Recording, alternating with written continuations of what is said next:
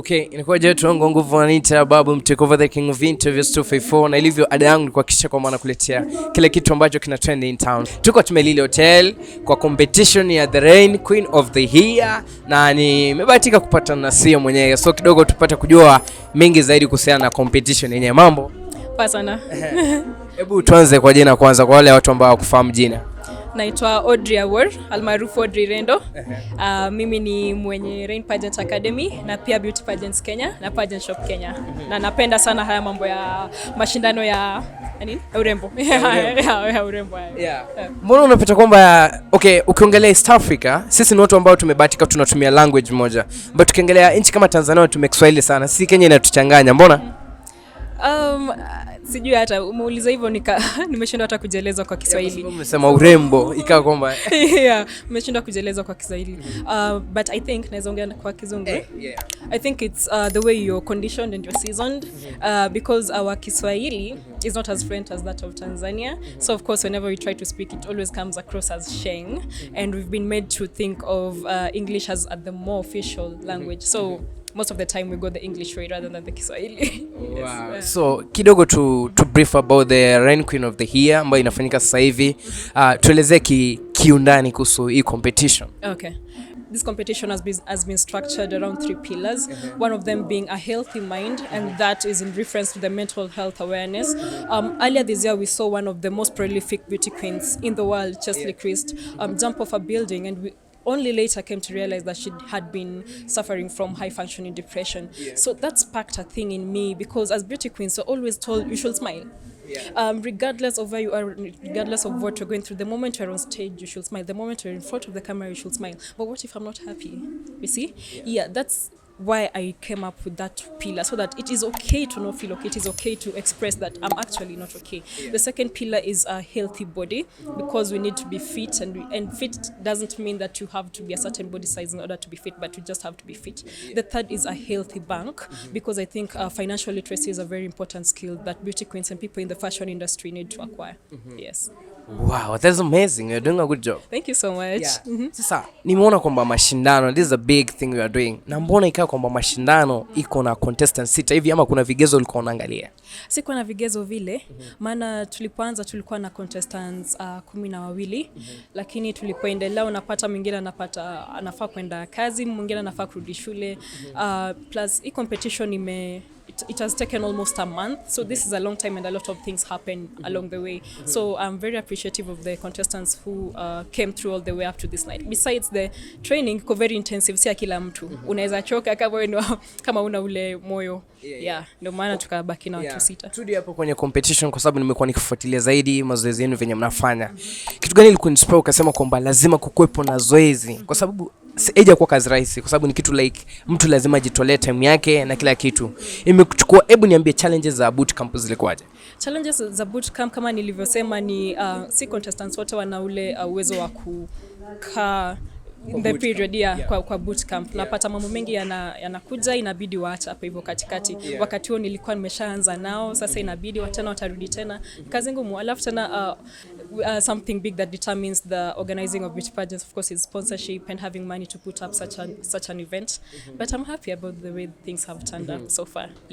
And one of the reasons why I felt there has to be a pageant is because I am a pageant coach, and I feel it is not enough to give people skills, but they need to test those skills in an actual runway, so that wakienda kule nje kucompete Miss Kenya, Miss World nini, already wako na hiyo pageant experience.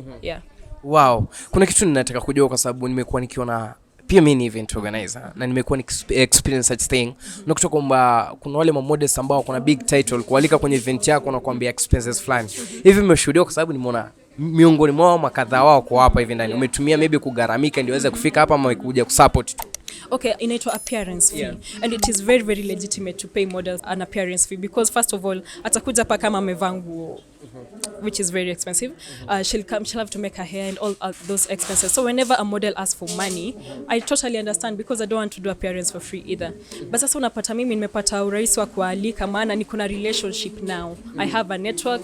Through Beauty Pageants Kenya watu tunaongea. Sasa kuja kwao hapa wanaona ni kama nakuja kwa rafiki, si business anymore. It's just coming to support a friend, and for that I really appreciate.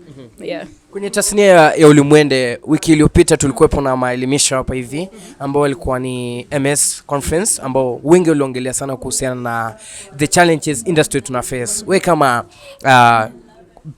pageant coach, vitu gani unaona kwamba tunafaa tufanye? Sisi wenyewe tunafaa kuwa tujitake very seriously, because I think most of the people, it depends, people carry you the way you carry yourself. So wakiona uko serious watakubeba pia serious. Yeah, I think that's one of the things that we really need to do.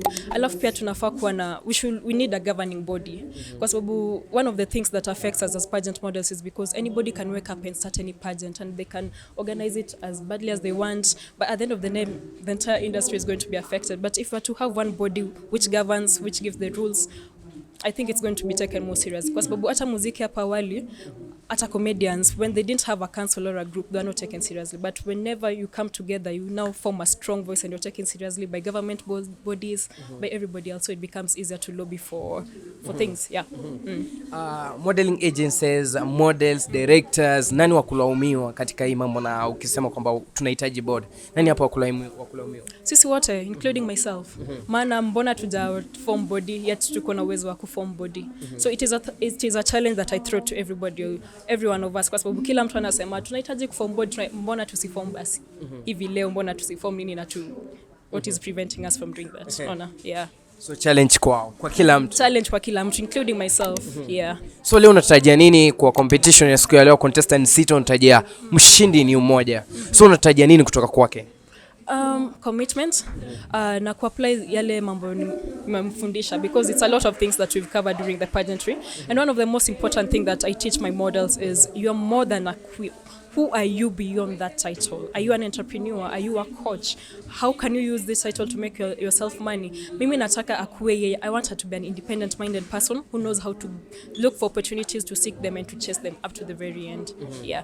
Mimi, I give my models the opportunity and the freedom to do whatever they want to do, so long as it doesn't harm them and it grows them. Yeah.